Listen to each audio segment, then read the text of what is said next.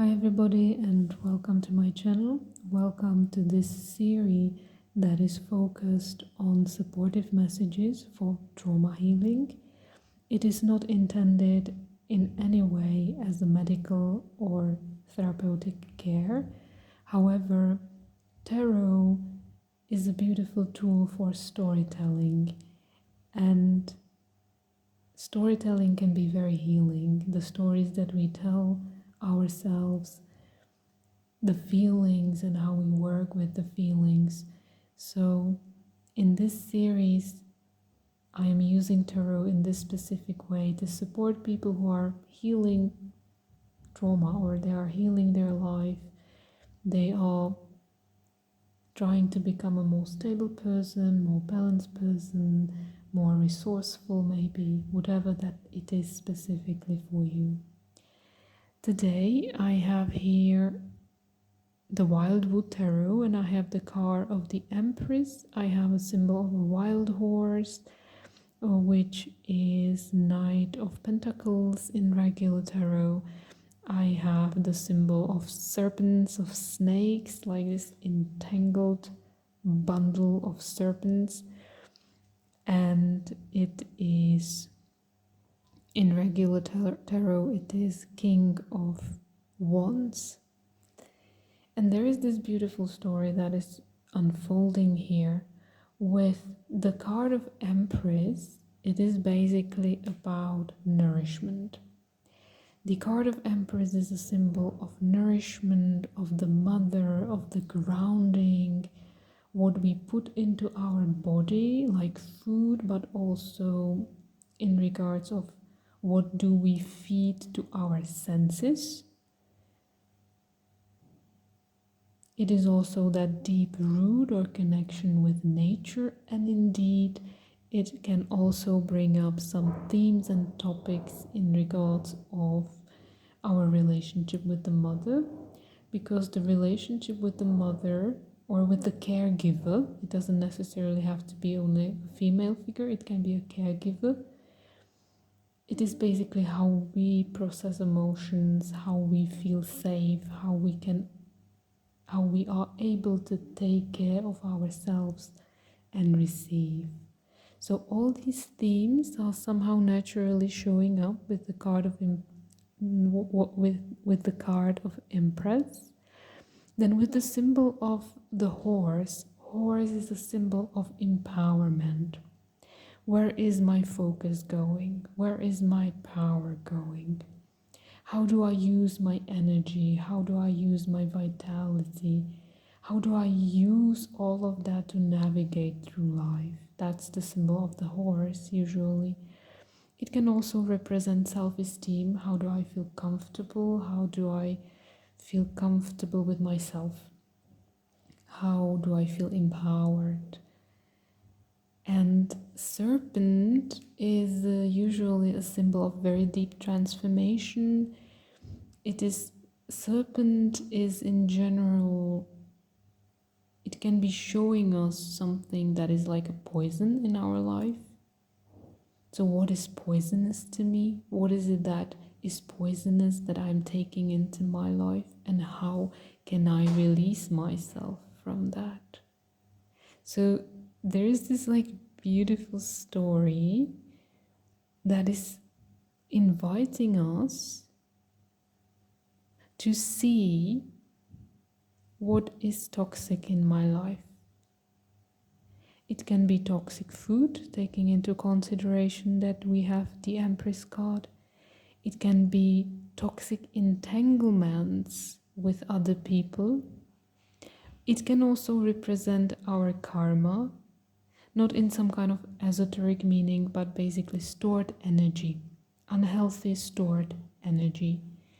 That is a consequence of our actions or a consequence of actions of our ancestors. So what is it that I am entangled in? What is it that is no longer serving me? Because it almost feels like with the horse card, the horse is running away from those serpents. So it almost feels like that there is a need to release oneself from something poisonous, or maybe you are entangled with way too many things or way too many people. It is taking away your energy, and then your energy becomes very unstable. We have a wild horse, or not a wild horse, it almost feels like this horse somehow got how do you, what is the word in English, wild or scared, is running from one place to another, and there is like basically invitation for grounding. So how do I let go of something that is toxic? How do I claim back that vital force, and how do I calm it down? How do I nourish it so that it can take me where I need to go?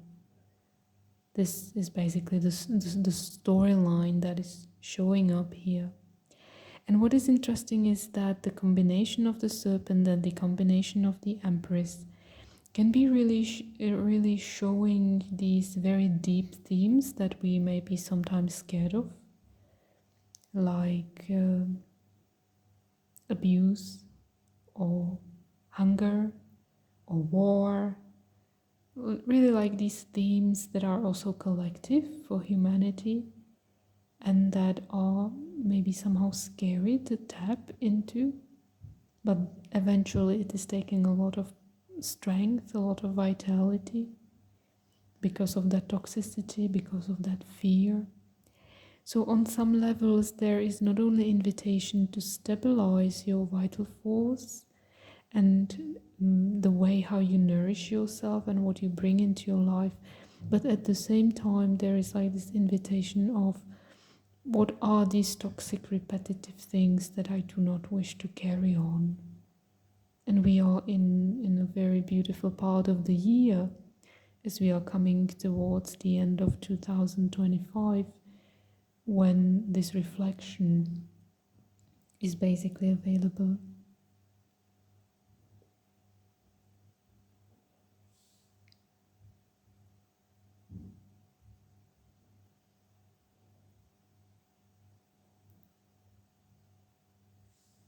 I'm just allowing here some space and silence just to see if there is something more that is coming up.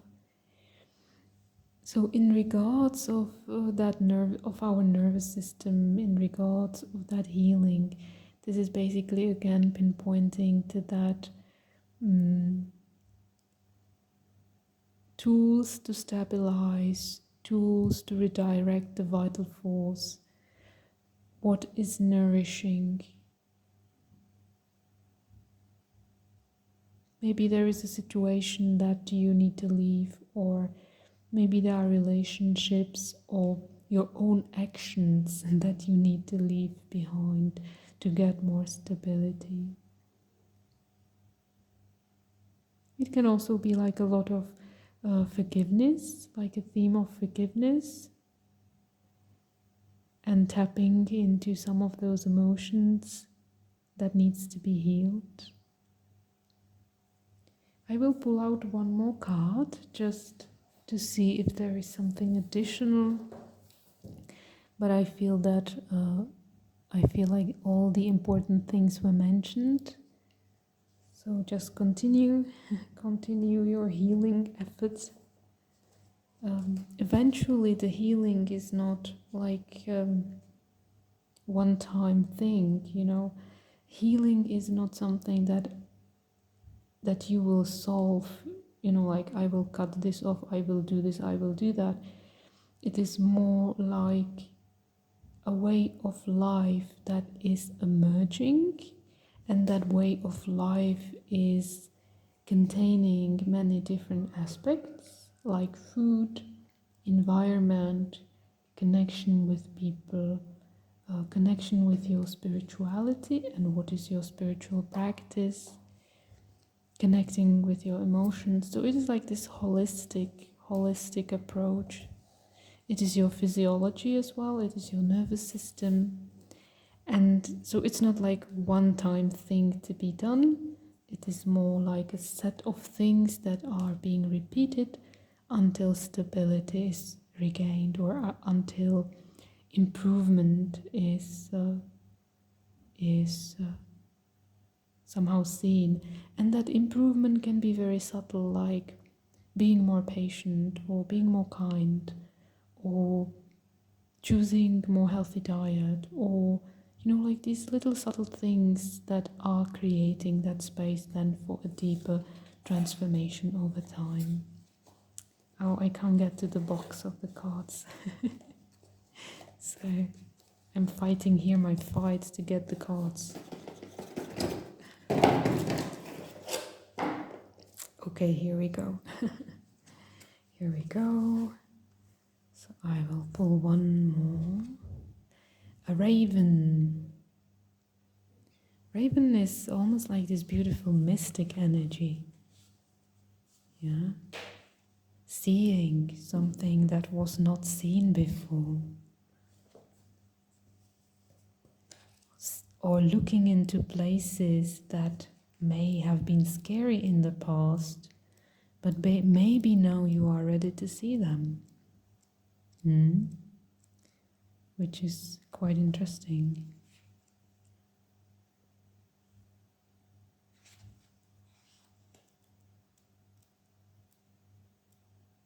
I also feel with the symbol of raven like something can be like digested. Yeah, something can be digested. It's like alchemy.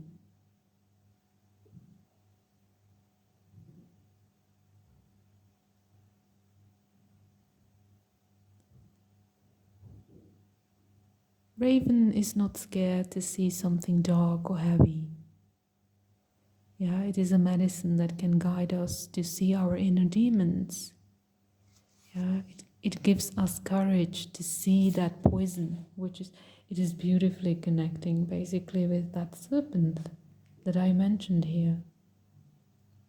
So it's like such a powerful, powerful spread, this one. So this is also talking about what alchemy are you using, what medicine are you using yourself. Because if you use a toxic medicine, if you use if you use some, so to speak, like hatred and fear, and it is spreading, then it is at some point coming back to you as a bad medicine. So Raven is a very powerful one. Yeah, it is a guardian of healing. It is also a guardian of shifted state of consciousness. And it is a powerful omen for releasing sickness. Yeah, it is about ceremony, it is about magic, it is about ritual. So that's why that symbology is so powerful, because it is basically guiding us directly to see what is that aspect that needs that healing, what is that aspect that becomes way too toxic or way too fearful. It's like a protection in that. So I really love this. I hope that you enjoyed this reading. Thank you so much for joining me, and thank you for subscribing. Thank you for giving thumbs up, and I will look forward to connect with you again soon. Thank you so much, and bye bye for now.